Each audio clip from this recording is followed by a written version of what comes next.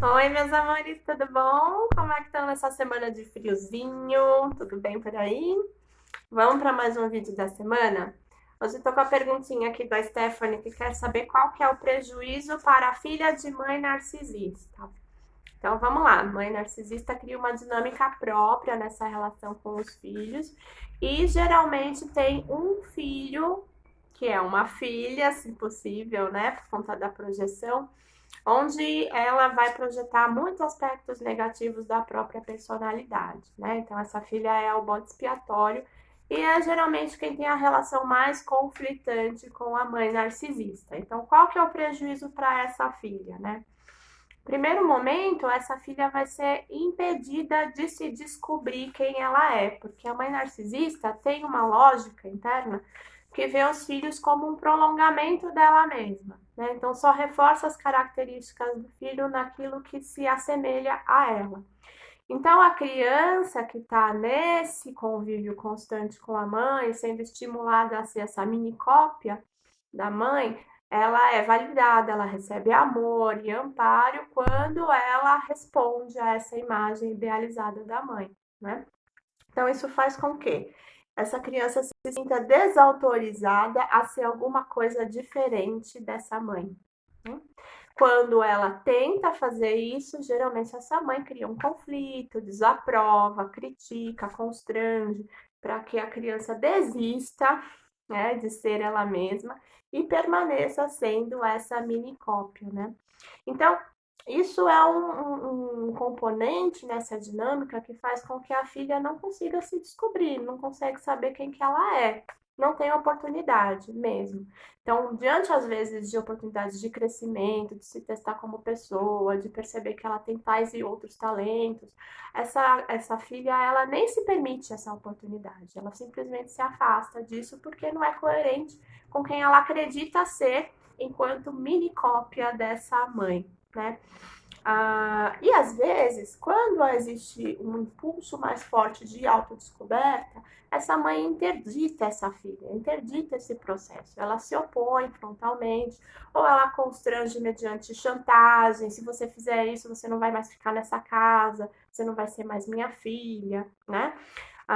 Ou às vezes compete também com essa filha, né? Então, se a filha, por exemplo, tem um talento artístico, a mãe de repente descobre que também tem um talento artístico e vai participar das mesmas atividades que a filha faz, né?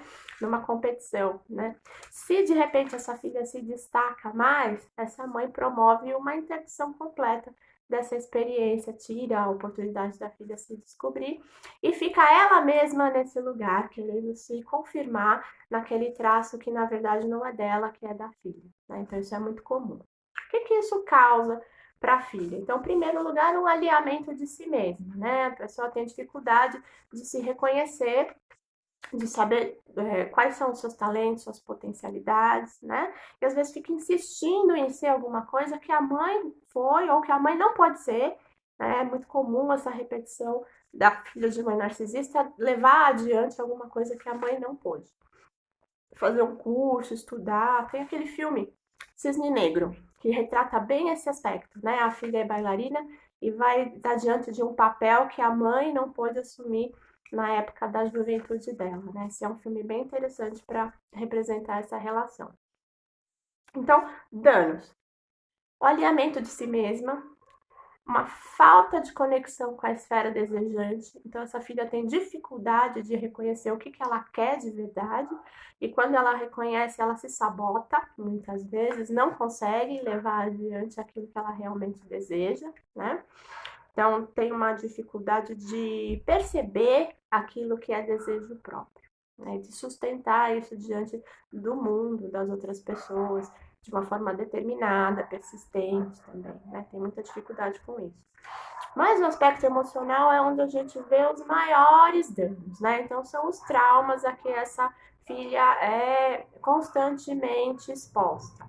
Então, essas ameaças de desamparo, de falta de amor, de falta de acolhida, têm seu peso e levam desde a infância, né? Levam a pessoa a experimentar uma sensação de estresse constante. Então, isso cria um quadro maior de estresse pós-traumático crônico que pode levar a um transtorno de ansiedade generalizada. Então, muitos diagnósticos de TAG estão envolvidos com uma dinâmica familiar onde a mãe é narcisista, né? E impõe um jeito de ser para essa filha que ela não consegue se desvencilhar.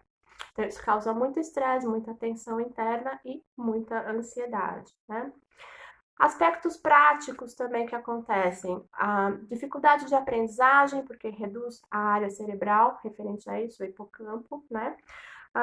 Uma reatividade constante, explosões emocionais, e está sempre na defensiva, né? Porque a gente tem um aumento da amígdala nessa esfera do funcionamento do cérebro, por conta dessa exposição constante aos traumas, né? Outro aspecto são os distúrbios alimentares, como um símbolo dessa desconexão com a mãe, que é a primeira fonte de alimento. Então, bulimia, anorexia nervosa e também os transtornos de imagem, porque existe uma dificuldade da pessoa se enxergar como ela realmente é, porque ela sempre foi uma mini cópia, sempre foi esse receptáculo de projeções dessa mãe, né? Então tem esse transtorno também de imagem associado, tá bom? E aí eu tenho duas perguntinhas sobre astrologia. A Maria Jardim está perguntando o que significa um sol eclipsado. Significa que você nasceu num dia que estava tendo eclipse. O nodo norte é o indicador no mapa astrológico, né, do eclipse. Então, geralmente ele vai estar ou numa lua nova, lua, sol e o nodo norte todos apontados no mesmo ponto do mapa, né? Ou então isso pode estar numa lua cheia, por exemplo, também. Se a gente tiver uma pessoa com o sol eclipsado na lua nova, essa é uma pessoa com muito senso de missão de vida. Essa pessoa tem um ideal, desde cedo ela já se projeta como alguém que vai fazer alguma missão. Então, isso é bem recorrente. A pessoa tem essa sensação de que ela veio para esse mundo com um certo propósito, né?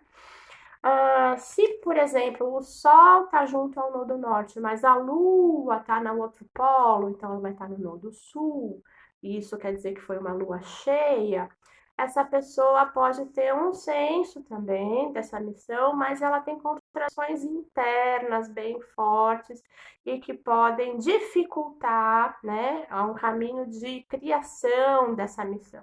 Então, ela vai ter uma resistência que é dela mesma. Ela mesma se opõe por conta de contradições internas, tá? É um posicionamento forte, viu? Nascer com o sol eclipsado, mas também são pessoas que mobilizam muito, geralmente são pessoas muito potentes, né? Que têm uma marca, assim, a gente percebe que elas são marcantes, essas pessoas.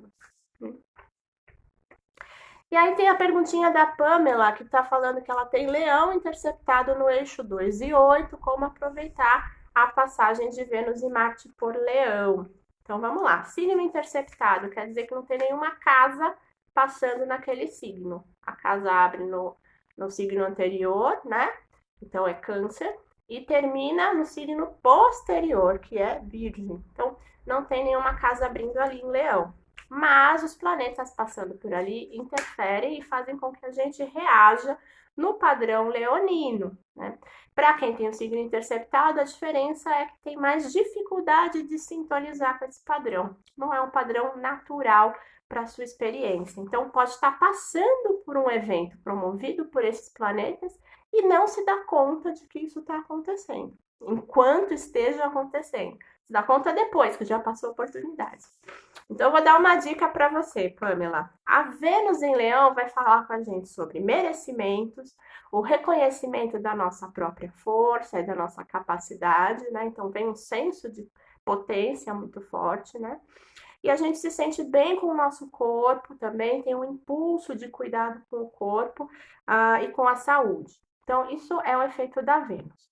O Marte, que fala da nossa vontade, vai estar ativando, então, uma vontade que temos que sustentar de forma firme. Então, também tem esse lado de conquistar, de agir com determinação, né? Também faz com que a gente fique mais atento às experiências de criatividade, às vezes artísticas, e com a própria sexualidade. Então, dá uma olhadinha se não está acontecendo isso já com você, tá bom? Para você não perder o gancho dessa passagem dos planetas por aí. Então, gente, ó, Um beijo pra vocês, boa semana, até semana que vem.